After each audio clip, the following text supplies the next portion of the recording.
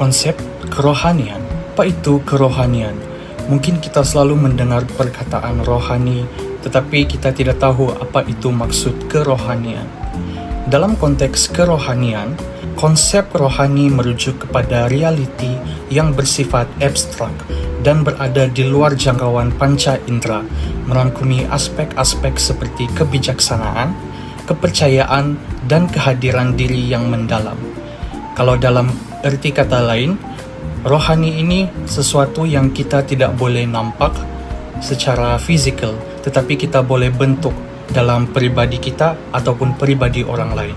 Walau bagaimanapun, dalam konteks yang lebih praktikal, ia seringkali digunakan untuk merujuk kepada pengalaman dalaman manusia yang melibatkan perasaan mendalam, pemikiran reflektif, dan pencarian makna dalam kehidupan. Dalam arti kata lain, secara praktikalnya, rohani ini adalah sesuatu yang menggambarkan pengalaman kita sebagai seorang manusia, tidak kira baik ataupun tidak kira yang jahat.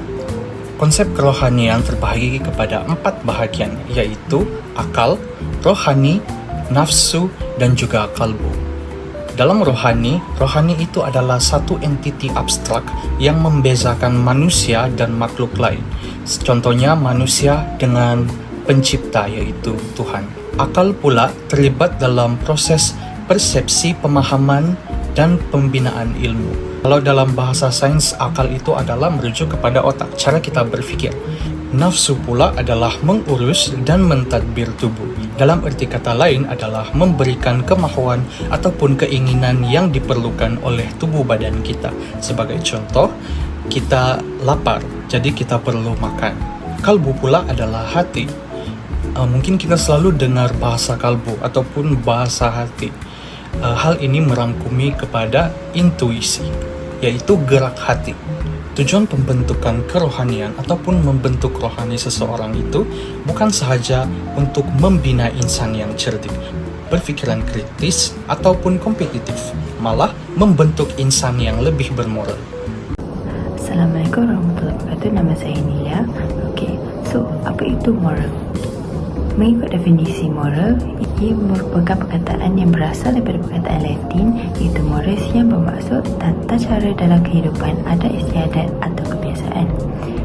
Menurut Kamus Dewan keempat pula, ia merupakan ajaran atau pegangan tentang buruk baik sesuatu perbuatan, sikap atau cara pergerakan yang berasaskan atau yang diukur dari segi baik buruk sesuatu akhlak. Menurut Koper, ia mempunyai 3 tahap dalam perkembangan moral, iaitu pro-conventional, conventional dan post-conventional. Pra-conventional ia ditafsirkan berdasarkan ganjaran dan hukuman yang akan diterimanya. Ia mempunyai 2 peringkat, iaitu orientasi kepatuhan dan kehukuman dan juga orientasi ganjaran pribadi. Untuk konvensional pula, ia dipatuhi atas dasar menuruti harapan orang sekeliling. Ia mempunyai 2 peringkat juga, 1 orientasi perlakuan baik dan kedua akur kepada sistem sosial dan etika peraturan. Bagi post-conventional juga, ia menunjukkan bagaimana individu meneroka pilihan memilih alternatif yang lain. Ia mempunyai 2 peringkat, iaitu etika kontrak sosial dan hak individu dan juga etika prinsip sejagat. Seterusnya beralih pula kepada kepelbagaian budaya, yang merupakan satu perkataan atau perkara yang tidak asing lagi di telinga kita, bahkan tidak jauh dari kehidupan kita, karena kita tinggal dan hidup dalam masyarakat pelbagai bangsa. Pelbagai bangsa, pelbagai juga budayanya. Secara definisinya, kebudayaan merupakan tamadun sesuatu masyarakat yang diwarisi daripada satu generasi kepada satu generasi yang berikutnya. Ibarat kain putih yang bersih, pendedahan berdasarkan perpaduan di peringkat awal kepada anak-anak di tadika adalah langkah yang cukup tepat sesuai dengan sifat mereka yang lebih mudah dibentur jika kena pada acaranya. Dan saya pasti kita semua pernah merasainya sejak zaman sekolah rendah dan menengah lagi. Apabila terdapat suatu perayaan, kita akan diminta untuk berpakaian sesuai dengan tema tradisi pada hari itu. Budaya pula seringkali dikaitkan dengan etnik, adat resam, dan sebagainya.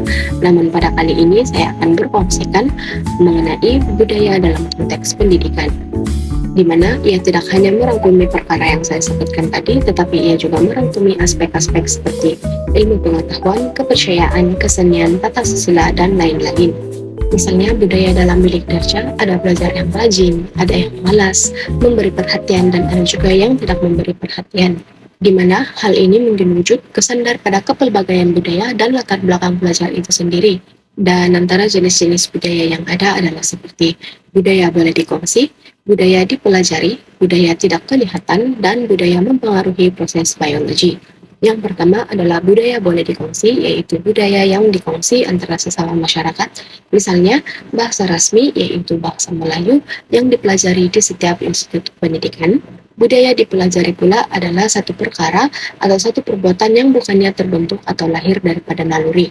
Dan yang ketiga yaitu budaya tidak kelihatan, di mana kita tidak menyadarinya karena budaya itu telah mempengaruhi setiap tindakan dan pemikiran serta menjadi tabiat secara otomatis. Dan yang terakhir adalah budaya mempengaruhi proses biologi. Proses biologi manusia termasuklah seperti makan, minum, berkumur, dan sebagainya. Misalnya dalam masyarakat Melayu, mereka amat mementingkan suatu makanan itu adalah halal ataupun tidak sebelum dikonsumsi. Beralih pula kepada budaya dalam konteks persekitaran sekolah. Budaya sekolah itu sendiri membawa maksud budaya yang dihasilkan oleh sebahagian pelajar dan sebahagian lagi oleh golongan tertentu agar aktiviti pelajar dapat dikawal, di mana wujud budaya positif dan negatif yang diterbitkan oleh pelajar itu sendiri. Antara contoh budaya positif yang sering kali kita lihat adalah bertanya tentang topik yang diajarkan oleh guru. Manakala budaya negatif pula adalah tidak menghormati guru selasa guru mengajar. Dan antara lain adalah budaya berpakaian di sekolah dan budaya hormat menghormati. Jelas, budaya seringkali terkait dengan etnik, agama, centina, dan sosioekonomi keluarga. Aspek ini saling berkait antara satu sama lain bagi menggambarkan kepelbagaian yang wujud antara pelajar dalam bilik darjah. Maka, sebagai guru kelak, kita perlu tahu bahwa setiap individu pelajar itu adalah berbeza, yang mana ia sedikit sebanyak akan memberi kesan kepada pembelajaran mereka. Sekian saja pembentangan daripada kumpulan pertama. Sekian dan terima kasih.